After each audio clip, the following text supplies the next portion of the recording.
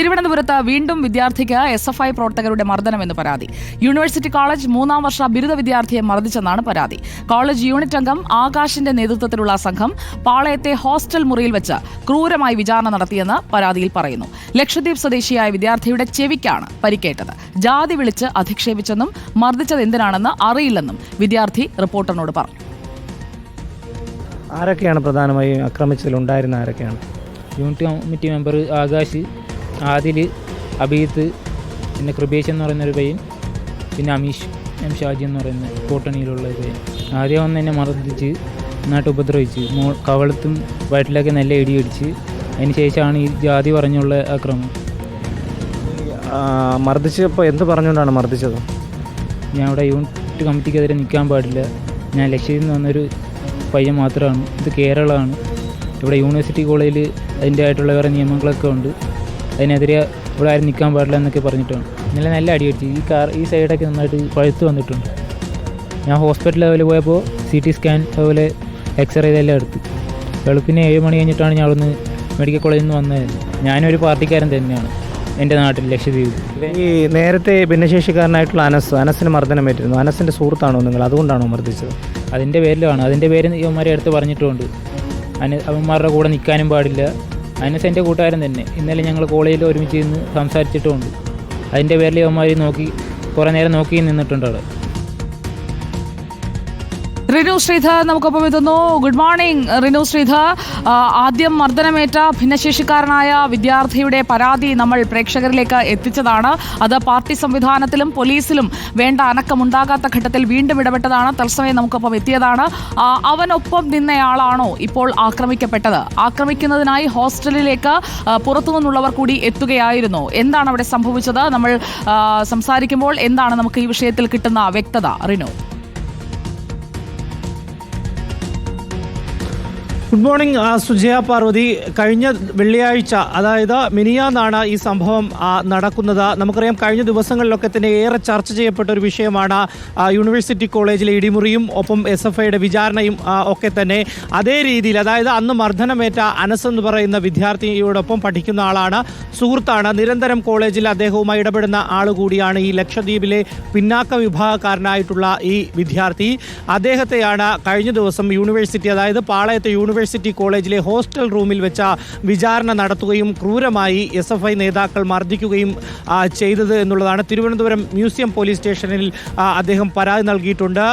അദ്ദേഹത്തിന് ക്യാമറയ്ക്ക് മുന്നിൽ വന്ന് അദ്ദേഹത്തിൻ്റെ മുഖം വെളിപ്പെടുത്തുവാനോ അല്ലെങ്കിൽ SFIക്കാർക്കെതിരെ ഇത്തരത്തിൽ ക്യാമറയ്ക്ക് മുന്നിൽ വരാനോ പറ്റില്ല എന്നുള്ളത് ആദ്യം തന്നെ നമ്മളോട് പറഞ്ഞിരുന്നു. അതാണ് മുഖം മറച്ച് അദ്ദേഹത്തെ നമ്മൾ പ്രേക്ഷകരുടെ മുന്നിലേക്ക് എത്തിച്ചത്. അദ്ദേഹം പ്രധാനമായി പറയുന്നത് എന്താണ് ഇതിന് കാരണമെന്ന് തനിക്കറിയില്ല. രാത്രി 12 മണിയോടുകൂടി ഒരു സംഘം വാതിലിൽ മുട്ടുന്നു, റൂമിനകത്തേക്ക് കയറുന്നു, ക്രൂരമായി മർദ്ദിക്കുന്നു എന്നുള്ളതാണ്. യൂണിവേഴ്സിറ്റി കോളേജിലെ യൂണിറ്റ് അംഗം ആകാശിൻ്റെ നേതൃത്വത്തിലുള്ള സംഘമാണ്. ഏകദേശം 8ഓളം പേരുണ്ടായിരുന്നു. അതിൽ 5ഓളം പേരെ മാത്രമാണ് തനിക്ക് അറിയാവൂ എന്നുള്ളതാണ് ഈ ലക്ഷദ്വീപ് സ്വദേശിയായിട്ടുള്ള ഇദ്ദേഹം പറയുന്നത്.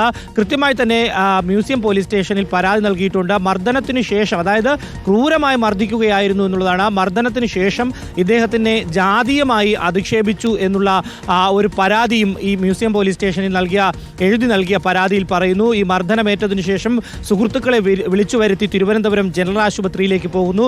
ജനറൽ ആശുപത്രിയിൽ നിന്ന് റെഫർ ചെയ്തതിൻ്റെ അടിസ്ഥാനത്തിലാണ് അദ്ദേഹം മെഡിക്കൽ കോളേജ് ആശുപത്രിയിലേക്ക് പോകുന്നത്. അദ്ദേഹത്തിൻ്റെ വലത് ചെവിക്ക് സാരമായി പരിക്കേറ്റിട്ടുണ്ട് എന്നുള്ളതാണ് അദ്ദേഹം പറയുന്നത്. CT സ്കാനും എക്സ്റേ ഉൾപ്പെടെയുള്ള പരിശോധനകൾ നടത്തിയിട്ടുണ്ട്. ചെവിക്ക് കേൾവിക്കുറവ് അനുഭവമായി എന്നുള്ളതാണ് അദ്ദേഹം പറയുന്നത്. തനിക്ക് യൂണിവേഴ്സിറ്റി കോളേജിൽ പഠിക്കാൻ ഭയമാണ് എന്നുള്ളൊരു കാര്യവും അദ്ദേഹം നമ്മളോട് പങ്കുവെക്കുന്നുണ്ട്. അത്രയും ക്രൂരമായിട്ടുള്ള ഇടപെടലാണ് അവിടുത്തെ SFIക്കാർ ചെയ്തത്. പക്ഷേ ലക്ഷദ്വീപിൽ താൻ പാർട്ടിക്കാരനാണ്, താനും CPI അനുഭാവിയാണ്. പക്ഷേ യൂണിവേഴ്സിറ്റി കോളേജിലെ SFIയോട് തനിക്ക് യാതൊരു രീതിയിലും അനുകൂലിച്ച് പോകാൻ കഴിയില്ല എന്നുള്ളൊരു കാര്യവും പറയുന്നു.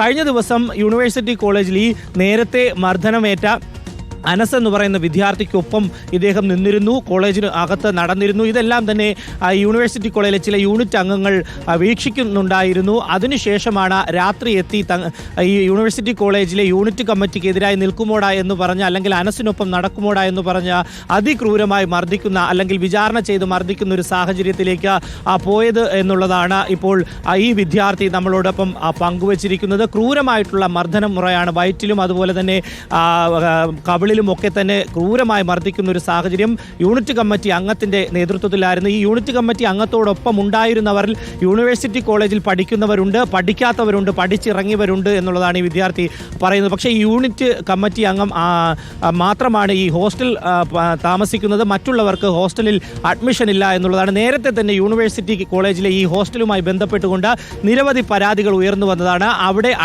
അഡ്മിഷൻ ഇല്ലാത്ത, അല്ലെങ്കിൽ അവിടെ താമസിക്കാത്ത നിരവധി പേർ അവിടെ വന്നു പോകുന്നു എന്നുള്ളതാണ്. യൂണിവേഴ്സിറ്റി കോളേജിലെ പോലെ തന്നെ ഈ ഹോസ്റ്റലിലും SFIക്ക് യൂണിറ്റ് കമ്മിറ്റിയുണ്ട്. SFIയുടെ യൂണിറ്റ് കമ്മിറ്റിയുടെ മേൽനോട്ടത്തിലാണ് ഈ ഹോസ്റ്റൽ മുന്നോട്ട് പോകുന്നതും. ഇവിടെ നിരന്തരം പുറത്തു നിന്നുള്ള ആളുകൾ എത്തുന്നുണ്ട് എന്നുള്ളത് കഴിഞ്ഞ വർഷങ്ങളിലൊക്കെ തന്നെ ഈ വിചാരണ നടത്തുന്നത് അടക്കമുള്ള വീഡിയോകൾ ഉൾപ്പെടെ പുറത്തു വന്നതാണ്. എന്തായാലും അതിക്രൂരമായിട്ടുള്ള മർദ്ദന മുറയായിരുന്നു SFI നേതാക്കളുടെ പക്കൽ നിന്ന് ഈ ലക്ഷദ്വീപ് സ്വദേശിയായിട്ടുള്ള 3ാം വർഷ ബിരുദ പൊളിറ്റിക്കൽ സയൻസ് വിദ്യാർത്ഥിനിക്ക് നേരെ ഉണ്ടായത് എന്നുള്ളതാണ് ഇപ്പോൾ നമുക്ക് പുറത്ത് നൽകാൻ കഴിയുന്ന വിവരം. ഇദ്ദേഹം എന്തായാലും തിരുവനന്തപുരം മ്യൂസിയം പോലീസ് സ്റ്റേഷനിൽ പരാതി നൽകിയിട്ടുണ്ട്. സുജയ, ഈ ഹോസ്റ്റലിൽ ഈ മർദ്ദനമേറ്റ വിദ്യാർത്ഥിയും SFI പ്രവർത്തകരാണ്. നേരത്തെ മർദ്ദനമേറ്റ ഭിന്നശേഷിക്കാരനായ വിദ്യാർത്ഥിയും SFI പ്രവർത്തകനാണ്.